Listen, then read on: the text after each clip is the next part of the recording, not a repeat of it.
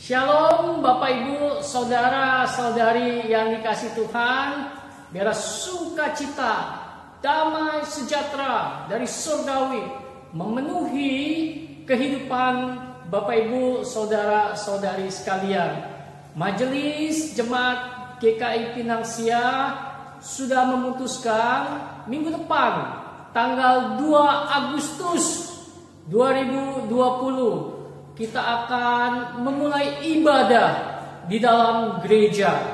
Bapak Ibu, Saudara-saudari, silakan mempersiapkan diri dan juga mentaati protokol ibadah yang telah ditetapkan, sehingga ibadah tersebut boleh berjalan dengan baik, boleh berjalan dengan lancar, ibadah tersebut aman, nyaman, dan menyenangkan hati Tuhan.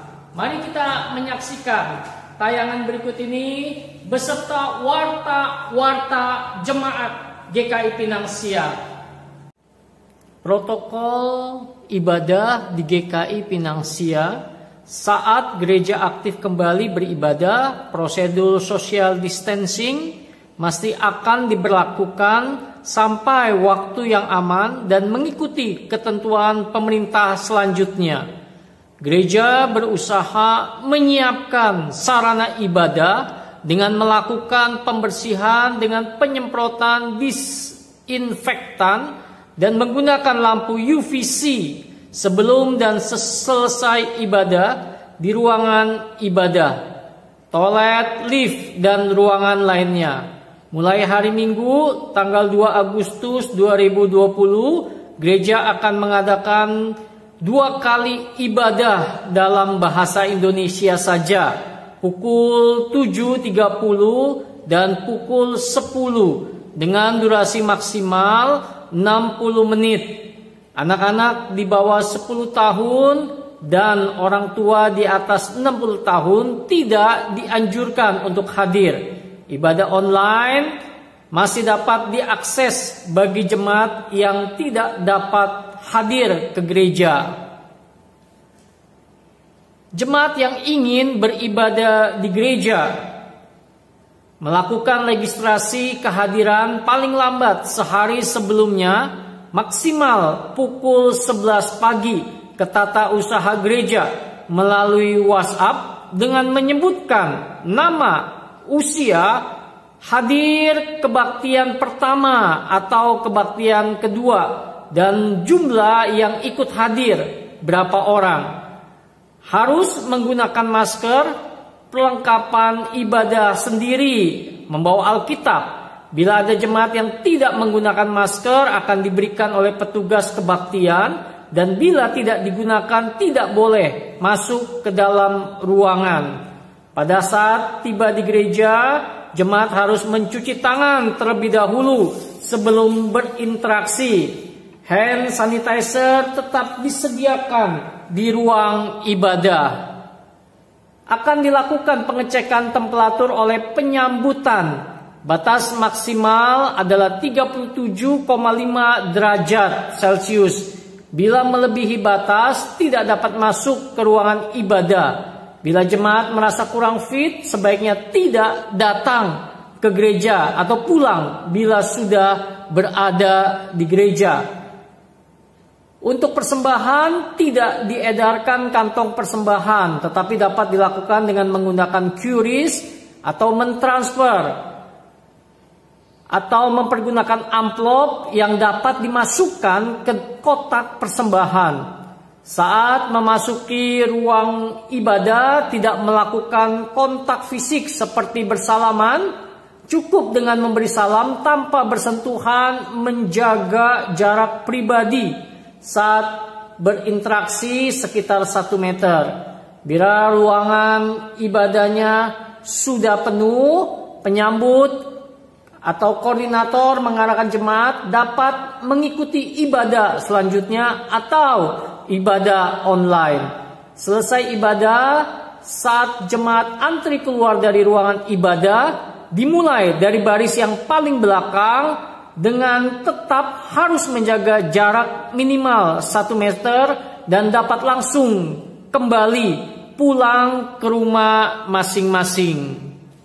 Bapak Ibu, saudara-saudari yang dikasihi Tuhan, lebih lengkap silakan Bapak Ibu melihat video panduan ibadah New Normal Jemaat GKI Pinang Sia, dan alamat atau link sudah dikirimkan melalui WA Bapak Ibu sekalian. Warta persembahan minggu ini akan ada 2 macam persembahan. Persembahan untuk pelayanan GKI Pinang Sia, persembahan untuk dana diakonia. Kelas katekisasi minggu lalu sudah dimulai, tetapi masih terbuka bagi Bapak Ibu saudara-saudari yang belum dibaptis, belum disidi dan rindu untuk mengerti serta mendalami firman Tuhan, dapat mendaftarkan diri kepada Pendeta Chen Beni. Begitu juga bimbingan kelas pranika akan dimulai dan diadakan 12 kali pertemuan. Bagi yang akan menikah wajib mengikuti kelas bimbingan pranika sesuai jadwal yang sudah ditentukan dan segera dapat mendaftarkan diri kepada Pendeta Chen Beni. Mari Bapak Ibu saudara-saudari, kita dukung terus GKI Pinang Sia. Beribadahlah dengan setia. Dukunglah setiap pelayanan yang dilakukan oleh GKI Pinang Sia. Doakan para hamba Tuhan, doakan para majelis, pengurus komisi, dan juga doakan untuk segenap jemaat GKI Pinang Sia. Bapak Ibu saudara-saudara yang kasih Tuhan, kita rindu ibadah selanjutnya. Ibadah di dalam gereja adalah ibadah yang menyukakan, menyenangkan hati Tuhan. Mari kita persiapkan diri kita untuk beribadah dengan sungguh-sungguh, menyucikan, menguduskan diri kita, dan juga melakukan apa yang disukai oleh Tuhan, dan juga tidak melakukan apa yang tidak disukai oleh Tuhan. Mari kita berdoa, kita mempersiapkan hati dan pikiran kita untuk ibadah pada pagi hari ini. Mari kita bersama-sama berdoa. Kami datang kepadamu ya Tuhan, Juru Selamat kami, Pencipta kami, dan juga Tuhan kami. Tuhan yang sungguh teramat baik, Tuhan yang sungguh penuh dengan kasih karunia. Pagi hari ini kami datang, kami sungguh rindu untuk bersekutu dengan Engkau. Biar pagi hari ini layakkan kami ya Tuhan untuk beribadah kepadamu. Mohon Tuhan tuntun, mohon Tuhan pimpin, mohon Tuhan berikan kami kekuatan, kesehatan, hikmat bijaksana, sehingga setiap bagian di dalam kehidupan ini kami boleh lalui karena Tuhan berada bersama-sama dengan kami. Tolong kami ketika kami beribadah pada pagi hari ini. Kuduskan dan sucikan kami. Ampunilah segala dosa dan kesalahan kami. Khususnya untuk minggu depan, rencana pembukaan pertama kali beribadah kembali di dalam gedung gereja ini. Mohon Tuhan pimpin, sertai para pelayan Tuhan, para majelis, dan juga para hamba Tuhan yang ada, juga segenap jemaat GKI Pinang Sia. Tuhan pimpin, Tuhan tolong, Tuhan berkati. Terima kasih ya Bapa. Hanya dalam nama Tuhan Yesus kami sungguh bersyukur dan berdoa. Amin. Jemaat Tuhan yang memperoleh kasih karunia-Nya, kiranya kasih sayang Tuhan senantiasa besertamu, menguatkanmu dan menghiburmu. Kiranya hikmat Allah bersamamu. Mari kita datang menghadap Tuhan, memuliakan Tuhan Allah, muliakan pimpinannya dalam kasih sayang-Nya.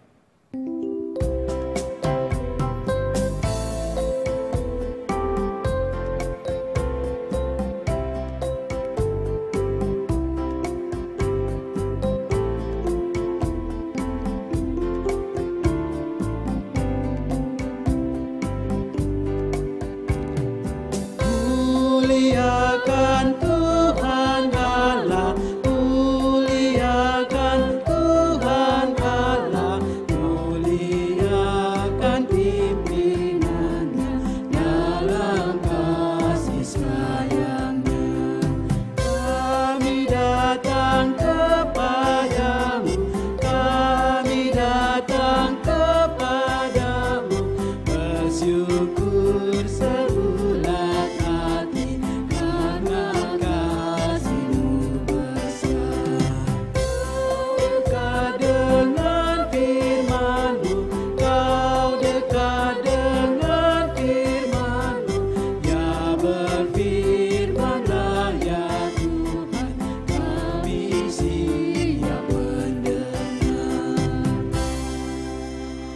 Yakin dan percayalah bahwa pertolongan kita ada di dalam nama Tuhan yang menciptakan langit dan bumi.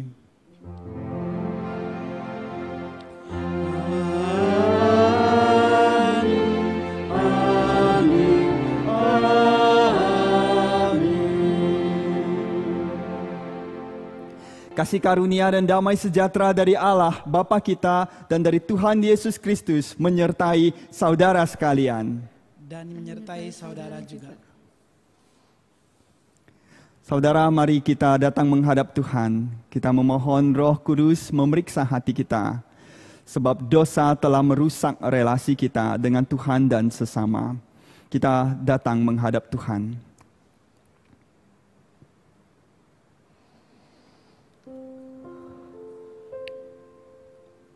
Ya Tuhan, Sang Pencipta dan Pemelihara kehidupan, Engkau tidak hanya menciptakan kami dan memberikan kami kehidupan, Engkau juga menjadikan kami anak-anak-Mu.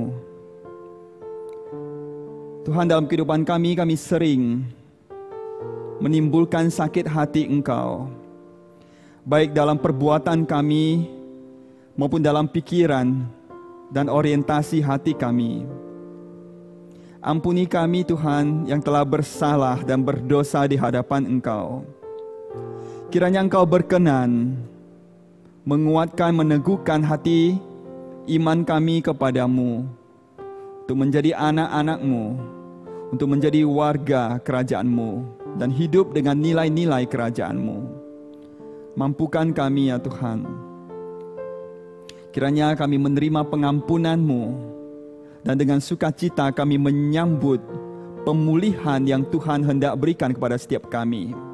Sehingga kami disebut sebagai bangsa yang kudus, disebut sebagai warga kerajaan sorga, kerajaan-Mu ya Tuhan, yang hadir di bumi seperti di sorga. Biarlah kami tidak lagi berjalan sendiri dalam kehidupan ini, tapi dipimpin oleh Roh-Mu yang kudus. Terima kasih Tuhan buat kebaikan dan kemurahan hati-Mu. Kami berdoa dalam nama Kristus Yesus, Juru Selamat kami yang hidup. Amin. Sahabat Yesus Kristus, dengarlah seruan anugerah turut Roma 5 ayat 8 yang berbunyi, akan tetapi Allah menunjukkan kasih-Nya kepada kita, oleh karena Kristus telah mati untuk kita ketika kita masih berdosa. Demikianlah berita anugerah dari Allah. Syukur kepada Allah. Hidup sebagai warga kerajaan surga. Demikianlah tema perenungan firman Tuhan yang akan disampaikan oleh Penatua Antonius Wijaya. Mari kita mempersiapkan diri untuk menyambut firman Tuhan dengan kerendahan hati. Kiranya doa dan harapan kita adalah menjadi serupa dengan Tuhan.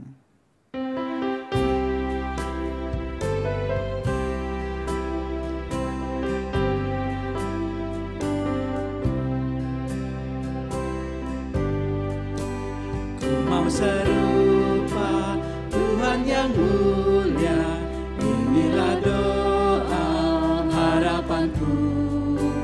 Rela buangkan semua hartaku untuk mendapatkan Yesus Kristus.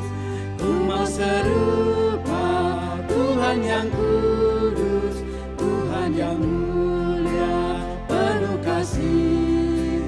Serupa manis dan kaya-Mu, serupa Engkau di hatiku.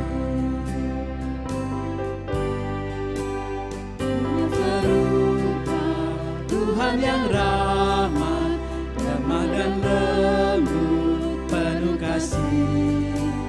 Tolong yang lemah, hibur yang susah, dan bawa pada Kristus.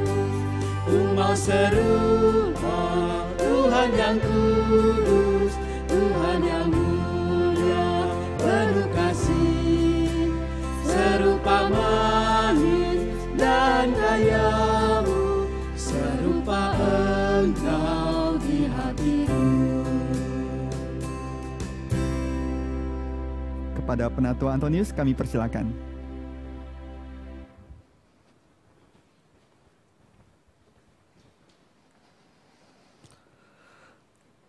Jemaat yang dikasihi Allah, sebelum kita mendengarkan firman Tuhan dan membaca firman Tuhan, mari kita sama-sama memohon pertolongan Tuhan.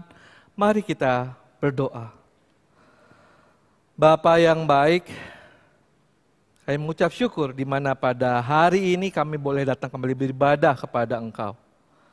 Dan Bapa, jika sebentar kami hendak mendengar firman-Mu, kiranya Engkau yang persiapkan setiap hati kami, kiranya Engkau yang urapi hamba-Mu yang hendak menyampaikannya, biarlah apa yang dikatakannya seturut dengan kehendak-Mu, dan biarlah firman-Mu ini boleh dapat kami lakukan dalam kehidupan kami sehari lepas sehari. Dan biarlah firman-Mu ini juga mampu membentuk diri kami menjadi hamba-Mu yang berkenan di hadapan-Mu. Terima kasih Tuhan Yesus, hanya dalam nama-Mu saja kami berdoa dan mengucap syukur. Amin. Jemaat yang terkasih, pembacaan kita diambil dari Injil Matius, pasalnya yang ke-13, ayat 31 sampai dengan 33, dan kemudian dilanjutkan dengan ayat 44 sampai dengan 52.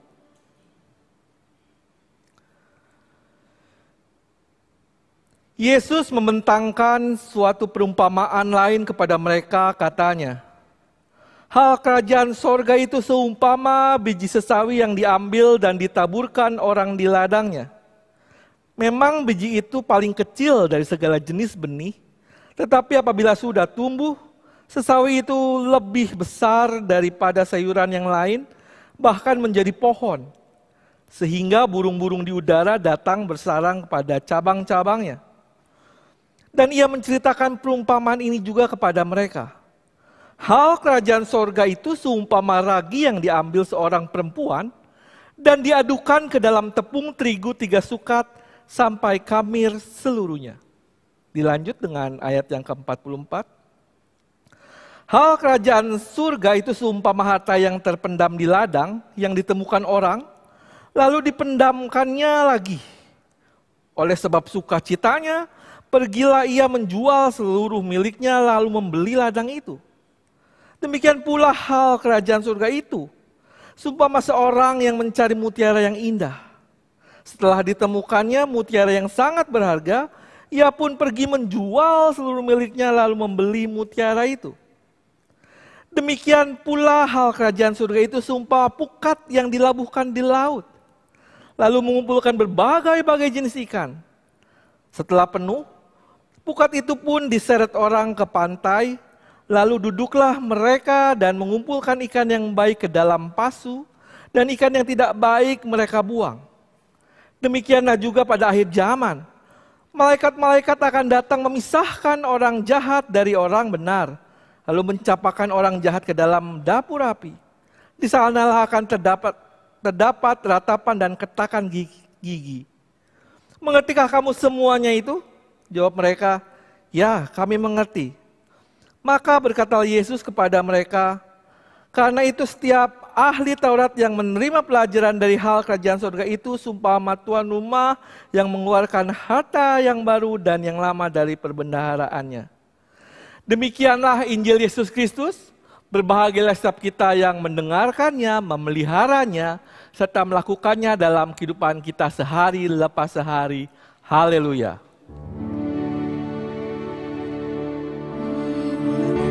Haleluya, haleluya.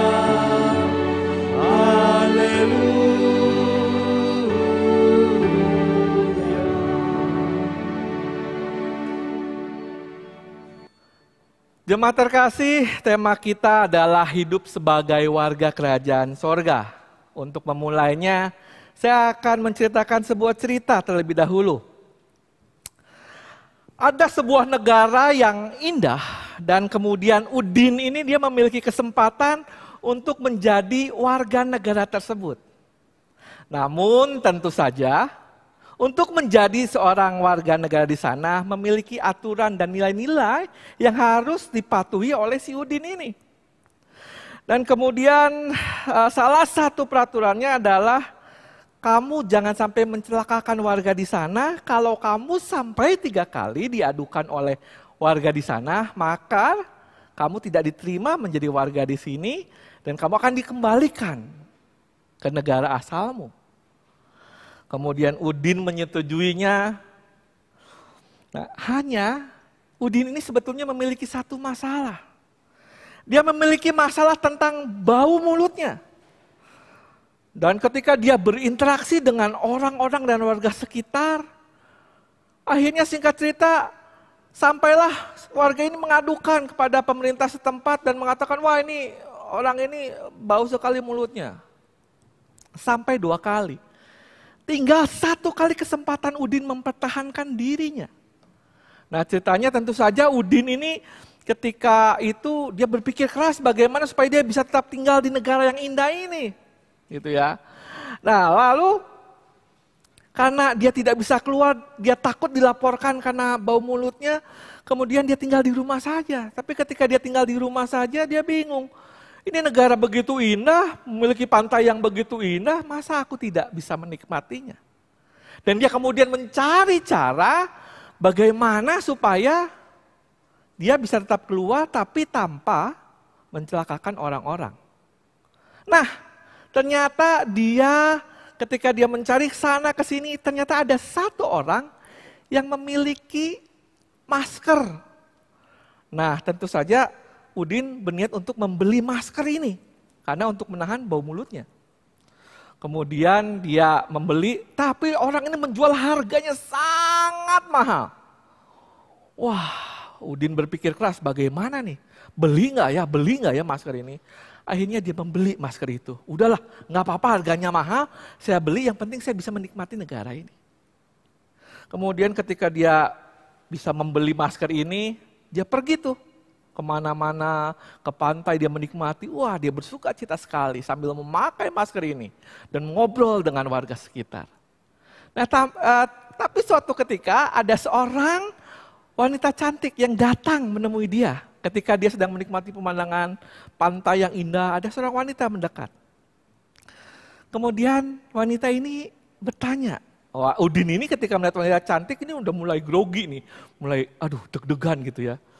Terus kemudian namanya siapa? Kata si wanita tersebut. Udin kemudian berkata, karena dia itu pakai masker kan suaranya nggak jelas. Udin, gitu ya. Karena kebetulan si wanita cantik ini juga agak memiliki kekurangan dalam pendengarannya. Sehingga dia berkata, hah siapa? Sardin. Bukan, Udin gitu ya. Oh apa? Udang. Karena kesal dia tidak bisa menahan emosinya. Dia buka maskernya, kemudian dia berkata, Udin! Gitu ya, ceritanya seperti itu. Dan kemudian ketika dia membuka matanya dia bingung. Lah ini kemana nih perempuan tadi? Ternyata perempuan tersebut pingsan di bawah meja karena bau mulutnya. Dan ternyata tidak hanya itu, sekelilingnya semua orang juga pingsan gitu ya. Akhirnya karena menimbulkan kehebohan, akhirnya Udin tidak jadi diterima di negara tersebut dan akhirnya dia dipulangkan ke negara asalnya. Nah, saudara yang terkasih, berbicara tentang sebuah kerajaan atau sebuah pemerintahan tentu saja punya aturan. Demikian juga sebagai warga kerajaan surga. Tentu saja ada nilai-nilai yang dipakai. Nah, kita lihat sebetulnya apa sih maksudnya tadi saya menceritakan perumpamaan tersebut. Ya, tapi nanti kita lihat secara perlahan. Nah, kalau kita berbicara tentang kerajaan sorga, tentu saja itu adalah sebuah pemerintahan di mana Allah itu dia yang berkuasa. Dia yang menjadi pemimpin. Dia yang mengatur segala sesuatunya. Dan apa yang dijalankan, ya harus sesuai dengan kehendaknya. Dan tentu saja juga dalam kerajaan surga ya pastinya menggunakan nilai-nilai kerajaan Allah. Nah tentu saja kan kemudian akan menjadi pertanyaan, nah kalau kayak begitu kerajaan surga itu kapan nih waktu terwujudnya gitu ya. Kapan kerajaan surga itu ada ya. Nah pertama kerajaan surga terwujud jika Yesus berkuasa sebagai raja di dalam dunia seperti Raja Daud. Wah ini sebetulnya bukan suatu pernyataan yang salah gitu ya. Memang Yesus berkuasa sebagai raja. Tapi bukan seperti apa yang dipikirkan para murid-murid Yesus. Para murid Yesus memikirkan bahwa nanti nih Yesus akan menjadi raja yang pokoknya berkuasa, yang bisa melepaskan mereka dari penjajahan Romawi, dan akhirnya bisa menguasai seluruh dunia di situ. Tapi bukan seperti itu yang dimaksudkan oleh Yesus. Bukan kerajaan surga yang seperti itu.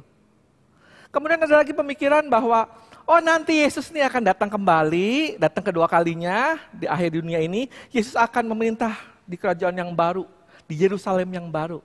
Itu juga tidak salah. Ada di dalam Alkitab. Nah, tapi apakah kerajaan surga itu baru terwujud di masa yang akan datang? Nah, ternyata tidak. Kerajaan surga itu sebetulnya sudah dimulai ketika Yesus pun datang ke dalam dunia ini.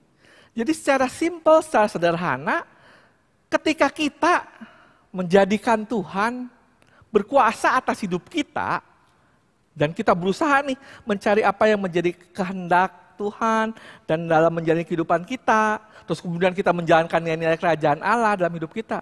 Sebetulnya disitulah kerajaan sorga sudah ada.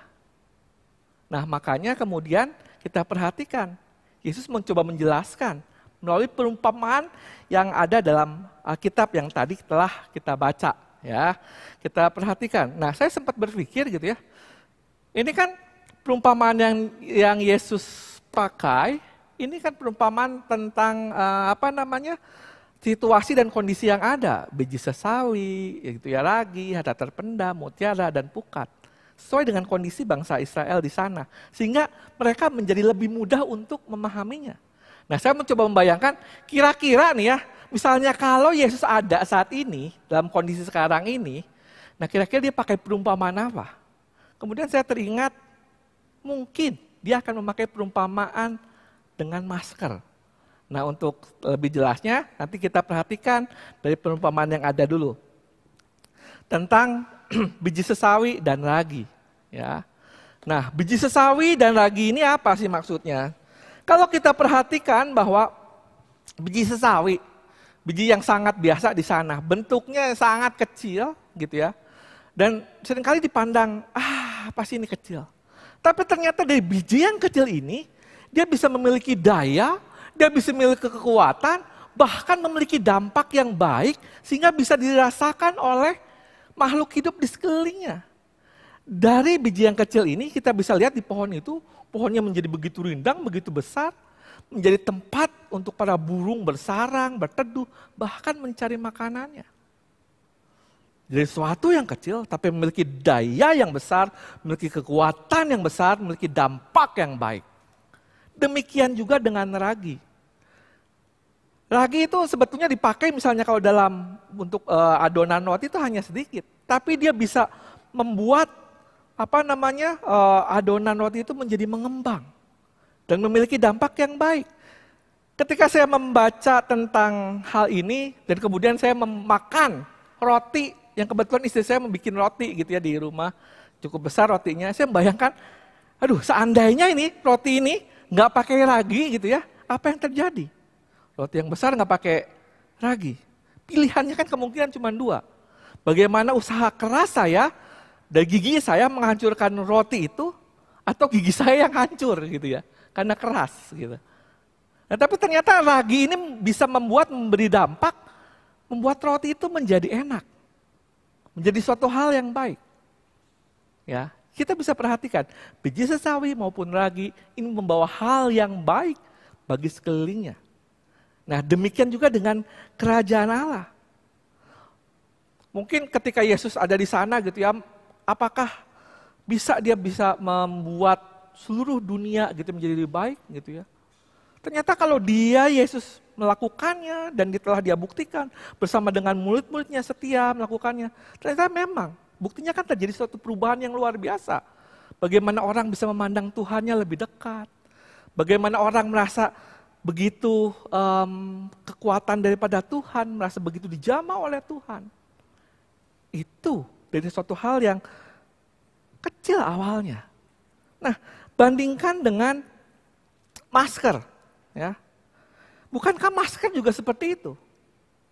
Masker yang kita gunakan pada saat-saat sekarang ini, dulu kan ini kita pandang apa sih ini masker? Paling cuma dipakai buat orang yang lagi flu gitu ya, atau misalnya yang tadi yang bau mulut kayak si Udin gitu kan. Dan harganya dulu tuh, waduh murah gitu kan. Apa sih? Tapi coba sekarang kita lihat, ternyata melalui masker ini, dia memiliki daya dan memiliki kekuatan yang luar biasa. Di mana virus gitu ya, itu tidak bisa keluar dan menjaga virus tidak bisa masuk.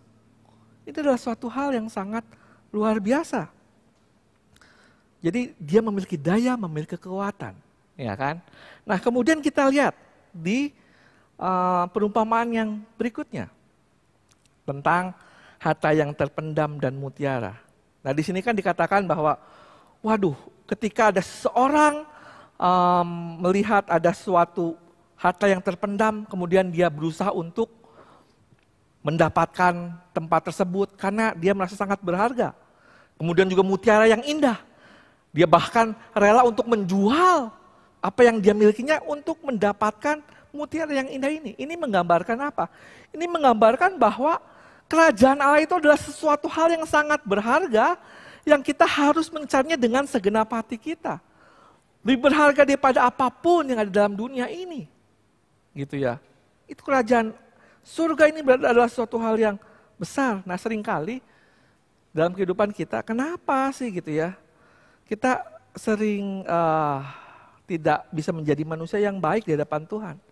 Karena kemungkinan kita tidak memandang kerajaan surga ini adalah sesuatu yang berharga, sesuatu yang penting. Misalnya kita nggak usah jauh-jauh. Kalau kerajaan surga itu berbicara tentang apa sih? Kalau dalam kitab Roma pasal yang 14 ayat 17, saya akan bacakan untuk kita semua. Dikatakan seperti ini. Sebab kerajaan Allah bukanlah soal makanan dan minuman, tetapi soal kebenaran, damai sejahtera, dan sukacita oleh Roh Kudus. Nah, saudara, contoh yang simpel, yang sederhana, ketika kita berusaha menerapkan nilai kerajaan surga, ketika kita ada orang yang begitu menyakiti kita tidak berusaha untuk mengampuni orang ini. Kita pendam terus. Sehingga kita kesal terus. Tapi coba kalau kita memandang bahwa itu bukan sesuatu yang benar, bahwa sebetulnya ada suatu hal yang berharga, kita mengikuti apa yang menjadi nilai-nilai kerjaan surga, harusnya kan kita mengampuni orang tersebut. Ya, dengan segala istilahnya, mungkin harga diri kita ketika mengampuni itu, waduh, gengsi lah ya mengampuni orang yang seperti itu gitu ya. Tapi firman Tuhan katakan apa? Ampuni orang tersebut. Dalam doa Bapa kami juga, kita kan juga harus mengampuni orang yang bersalah pada kita kan. Nah, tapi kalau kita berusaha dengan sungguh-sungguh gitu ya, menerapkan itu dalam kehidupan kita, apa yang terjadi? Tadi, kebenaran ada dalam diri kita. Damai sejahtera dan sukacita ada dalam diri kita. Kalau yang tadinya ketemu orang yang ngeselin kita, yang berbuat salah sama kita, bawaannya kesel dan hilang damai sejahtera, tapi begitu kita menerapkan nilai-nilai kerjaan surga, saya sudah mengampuni dia. Ada damai sejahtera. Dan inilah yang harus kita cari. Bahwa ternyata bukankah itu suatu hal yang indah. Suatu yang sangat berharga. Seperti mutiara yang indah. Nah, demikianlah kerajaan surga. Nah, juga kalau kita perhatikan misalnya kalau dibandingkan dengan masker ini. Saya kembali ke masker ya. Dulu kan harganya murah, tapi sekarang kan harganya sempat jadi mahal sekali. Tapi mengapa orang ketika harganya mahal pun dia berusaha untuk membelinya?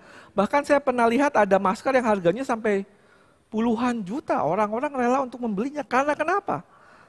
Karena dengan adanya masker itu dia terjaga, dia terlindungi dari sesuatu yang buruk. Bahkan bukan itu saja. Dia juga menjaga dirinya untuk tidak merusak atau menyebarkan virus kepada orang lain. Nah, seperti itulah kerajaan Allah.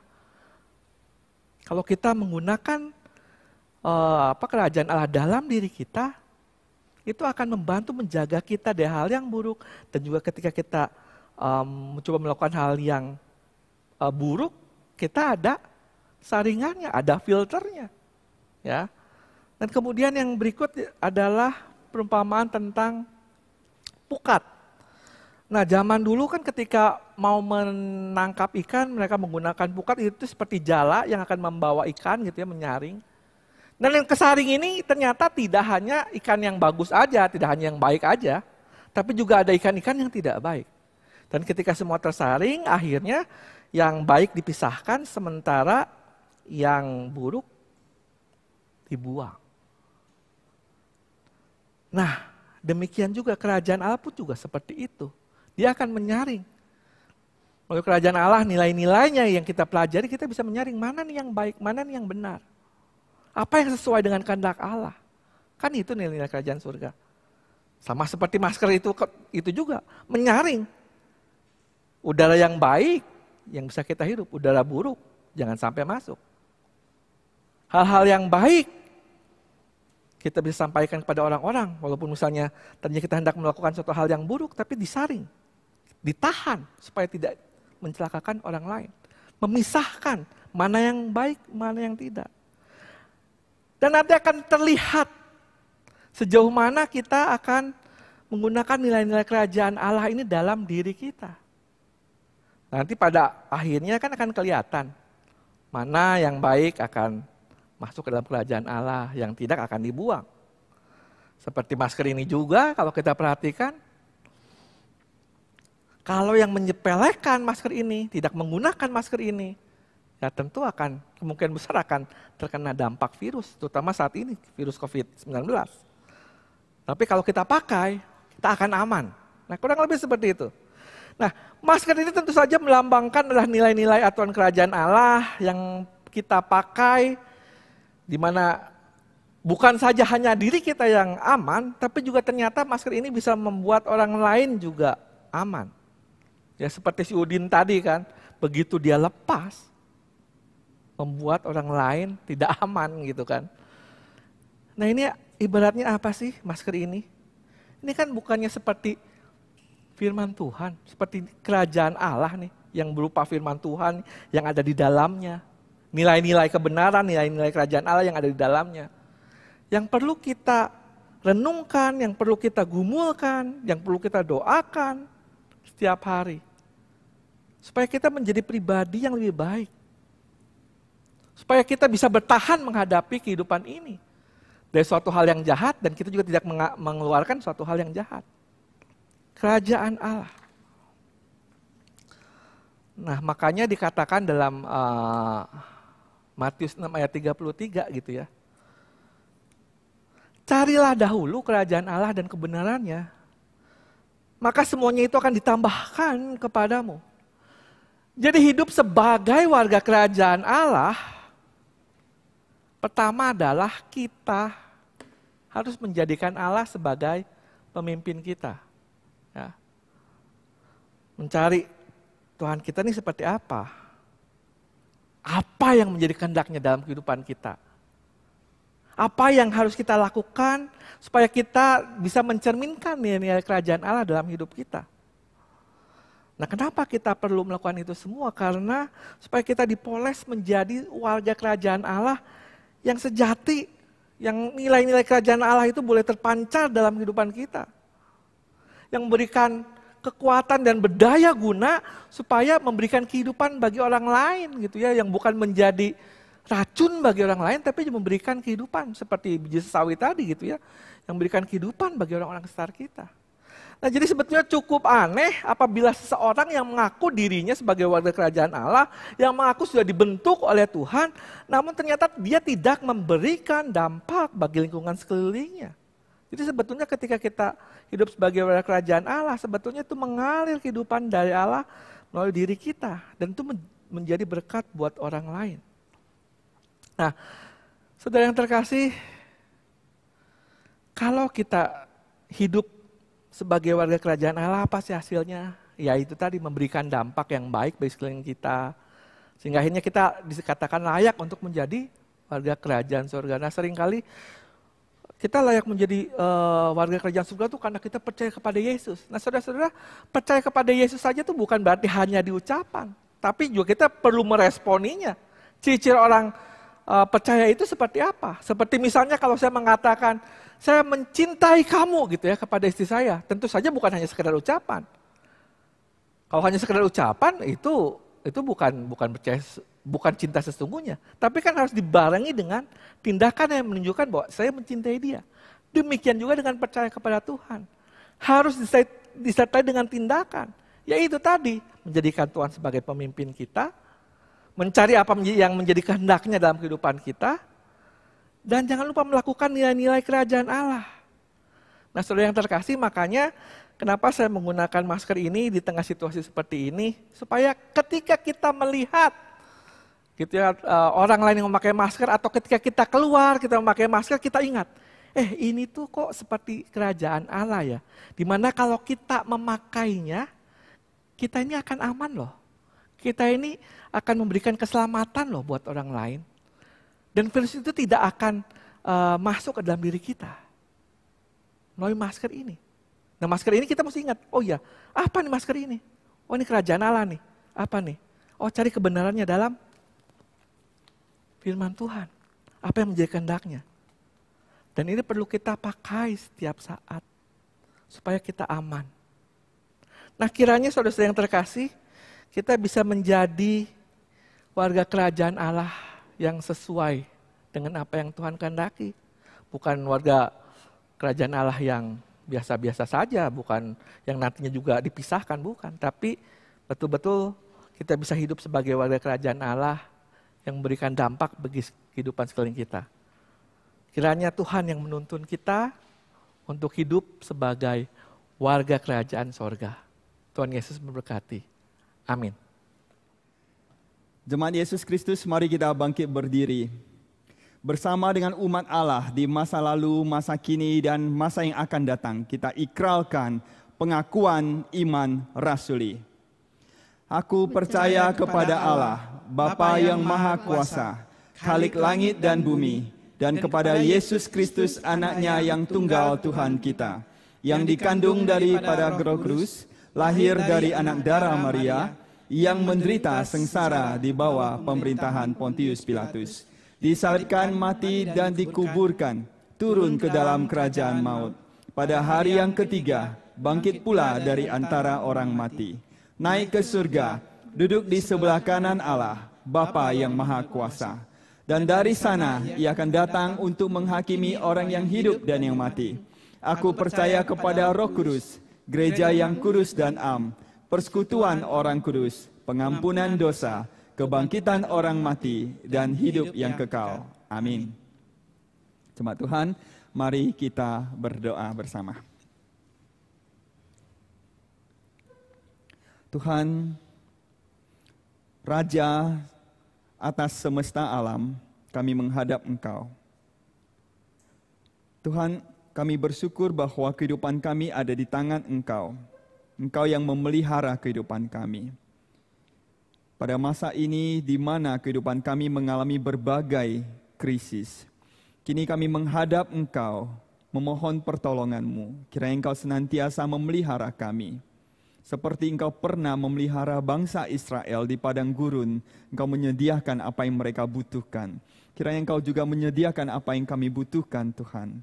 Biarlah kami belajar berserah penuh, percaya penuh pada Engkau, dan mengandalkan pertolongan dan pemeliharaan dari Engkau. Kiranya 5 roti 2 ikan senantiasa kami alami dalam kehidupan kami. Biarlah kami percaya dan berserah padamu. Tuhan, kami juga memohon kiranya Engkau memberikan kekuatan khususnya pada tenaga medis yang sudah berperang cukup lama melawan penyebaran virus corona. Biarlah mereka diberikan kekuatan di dalam memberikan perawatan medis. Tuhan, teguhkan hati mereka. Damai sejahtera-Mu senantiasa beserta anak-anak-Mu ini ya Tuhan, yang terus berperang di garis depan. Tuhan, kami juga memohon kepada Engkau, kiranya Engkau berkenan memberikan hikmat-Mu kepada pemerintah, baik pemerintah Republik Indonesia maupun pemerintah dunia, untuk bersama-sama melawan penyebaran virus corona. Tuhan, biarlah di dalam pemeliharaan-Mu, pertolongan-Mu, dan hikmat yang Engkau berikan, kami dapat menang melawan penyebaran COVID-19. Tuhan, tidaklah mudah bagi bangsa-bangsa yang harus merawat, memelihara rakyatnya, juga memulihkan atau membangun perekonomian. Tuhan, tolonglah. Engkau yang pernah menolong bangsa-bangsa yang terpuruk, Engkau yang pernah memelihara berbagai bangsa dan kerajaan di dunia ini, kiranya Tuhan berkenan memberikan pertolongan. Sebab Engkaulah Raja atas alam semesta. Engkaulah juga adalah Raja atas bangsa-bangsa. Tuhan, kepadamu kami berserah. Kiranya gereja-gerejamu juga bersatu, bersehati, baik dalam memerangi penyebaran COVID-19, juga di dalam kesetiaan mencari Engkau, berdoa bagi bangsa-bangsa, berdoa bagi kesejahteraan kota di mana kami diam. Tuhan, kepadamu kami berserah, kepadamu kami percaya. Kami berdoa ya Tuhan, di dalam nama Tuhan Yesus Kristus, Sang Raja. Amin. Jemaat Tuhan, mari kita menghaturkan persembahan kepada Tuhan sebagai wujud syukur kita atas berkat-Nya. Demikian juga sebagai tanda penyerahan diri kita atas rahmat Tuhan dengan mengingat sabda Tuhan yang tertulis dalam Mazmur 136 ayat yang pertama. Bersyukurlah kepada Tuhan sebab Ia baik, bahwasannya untuk selama-lamanya kasih setianya. Saudara dapat memasukkan persembahan saudara ke dalam amplop untuk diserahkan ketika ibadah onsite dapat diselenggarakan, atau saudara dapat transfer langsung ke rekening jemaat masing-masing di mana saudara beribadah. Kiranya Tuhan menolong dan memberkati saudara.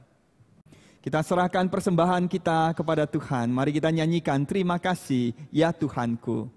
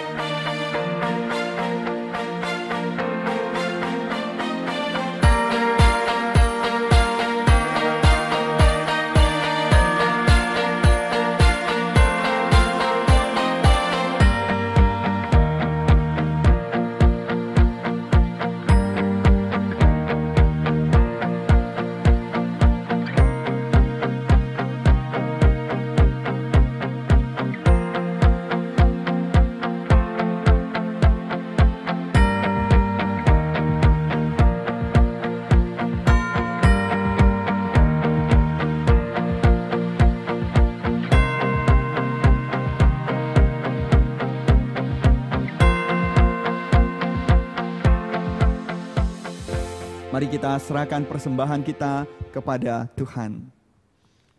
Tuhan alam semesta, Engkau yang menyediakan apa yang kami butuhkan. Engkau yang memelihara kehidupan kami dari hari ke hari.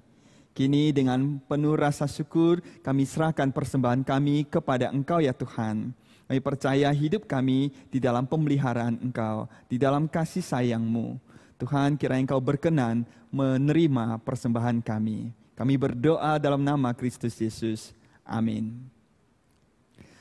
Baiklah saudara, mari kita mengakhiri ibadah kita dengan menyanyikan Aku Membangun Umat Perkasa, sebab kita adalah jemaat Kristus.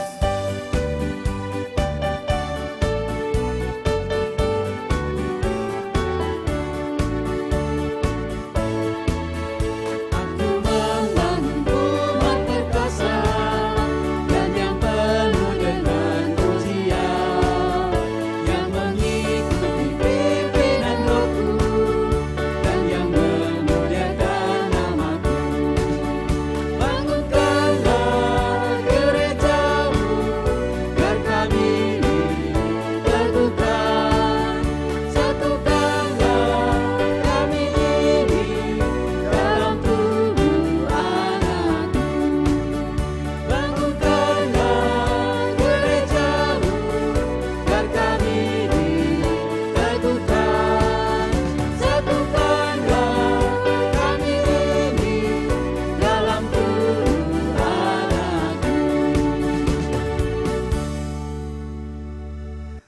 Sahabat Yesus Kristus, jadilah saksi Kristus dengan hidup sebagai warga kerajaan Allah. Terimalah berkat dari Tuhan. Tuhan memberkatimu dan melindungimu. Tuhan menyinarimu dengan wajah-Nya dan memberimu kasih karunia. Tuhan menghadapkan wajah-Nya kepadamu dan memberimu damai sejahtera. Amin.